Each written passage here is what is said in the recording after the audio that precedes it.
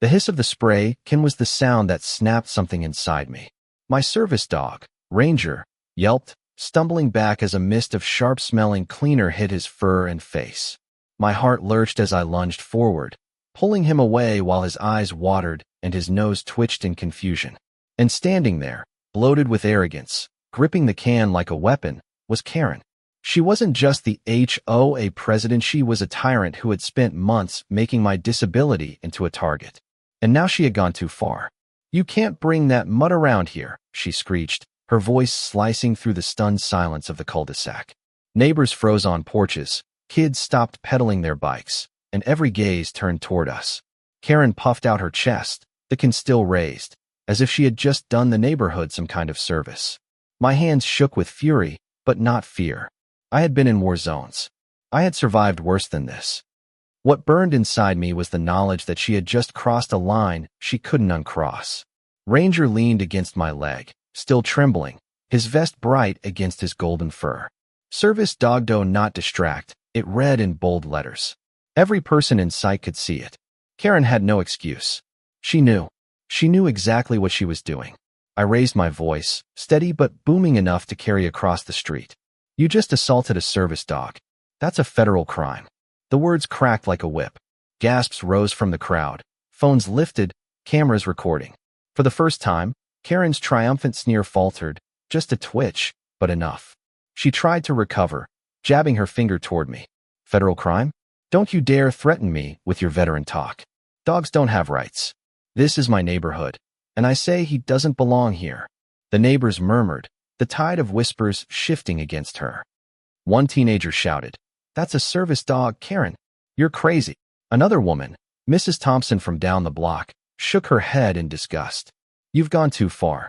Still, Karen doubled down, her face flushing redder with every second. "I'll fine you. I'll fine you until you move out. You people think the rules don't apply." That was when the twist walked in literally. A sheriff's cruiser turned the corner, lights flashing, not even called by us, but responding to another unrelated traffic incident nearby. The deputy stepped out, and the crowd parted like water around him. Karen bolted forward, waving her arms. "Officer! Officer! Arrest him! He's breaking HOA rules." She was panting, her face glistening with sweat, the spray can still clutched like evidence against her. The deputy frowned, looking past her to me, to Ranger, to the small circle of witnesses all pointing phones in her direction. "What's going on here?" he asked calmly. I didn't have to say a word. Half a dozen voices erupted at once, neighbors shouting. "She sprayed his service dog. It's on camera. The vest says service dog, clear as day." The deputy's eyes narrowed as he turned back to Karen. "Ma'am, is this true? Did you spray this animal?" Karen's jaw wobbled, but she tried to stand tall. "He's not allowed here. It's against the HOA." She didn't get to finish. The deputy cut her off sharply.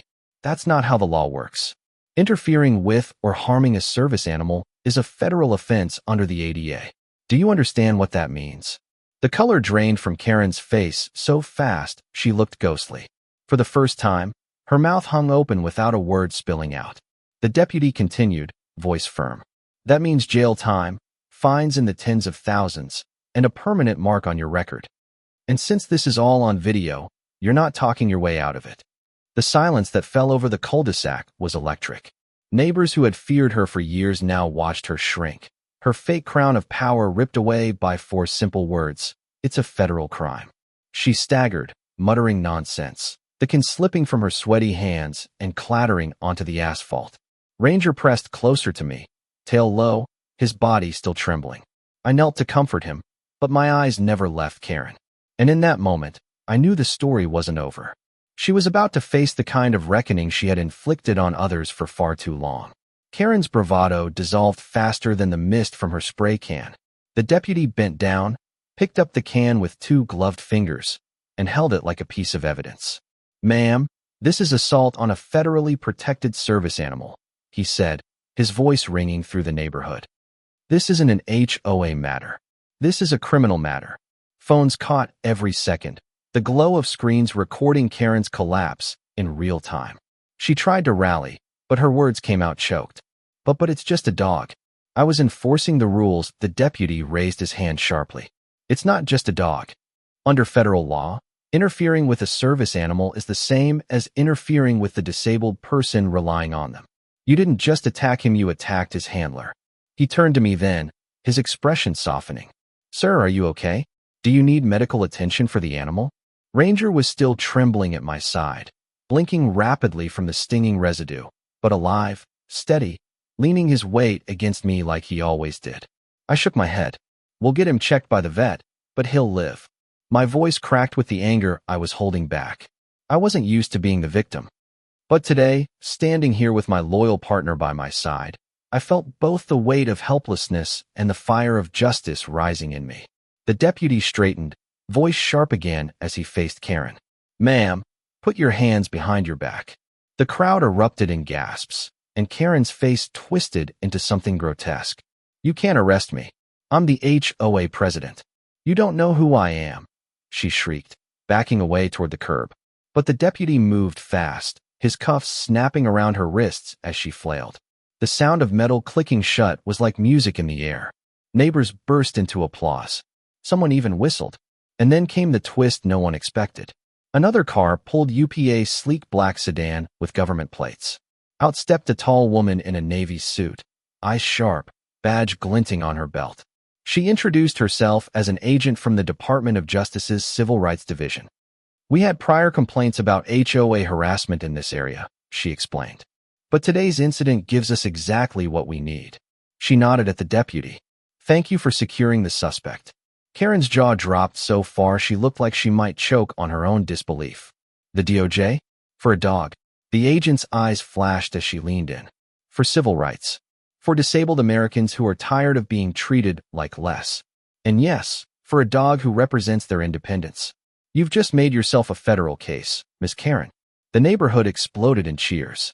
The agent turned to me then, her voice softening. Sir, I want you to know we'll pursue this fully.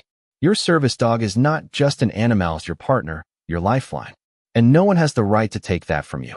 I swallowed hard, blinking back a burn in my eyes. It had been a long time since I'd felt that kind of validation. In the weeks that followed, the story spread like wildfire. News outlets ran headlines. HOA president arrested for attacking veteran's service dog. Clips of Karen's arrest went viral, memes flooded social media, and the phrase, "it's a federal crime," trended for days. People from across the country shared their own HOA horror stories, and veterans groups rallied around Ranger's image as a symbol of resilience. The trial was brutal for her.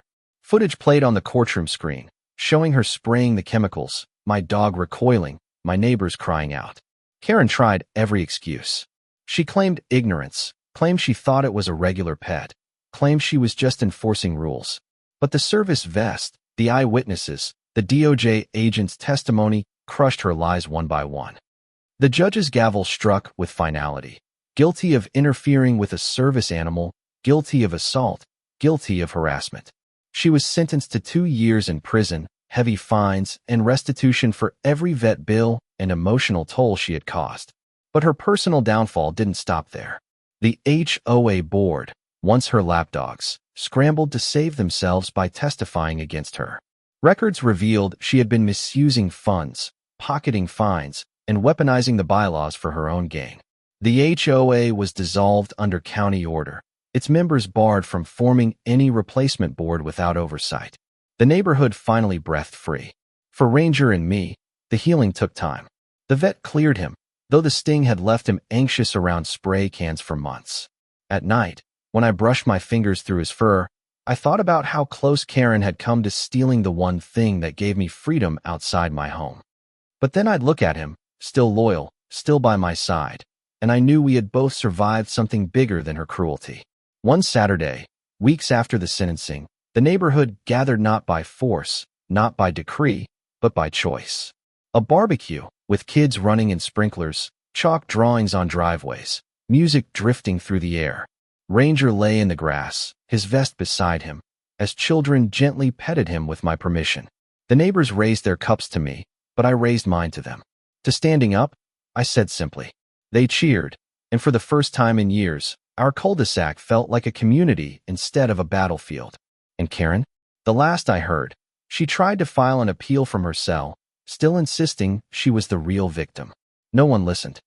She had become the cautionary tale, the warning whispered when anyone talked about abuse of power. So now I leave you with this question.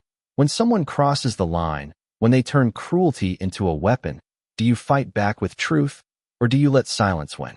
Was I right to confront Karen head-on and expose her for what she was, or should I have trusted the system to handle it quietly? Tell me, where would you stand if your loyal partner was under attack?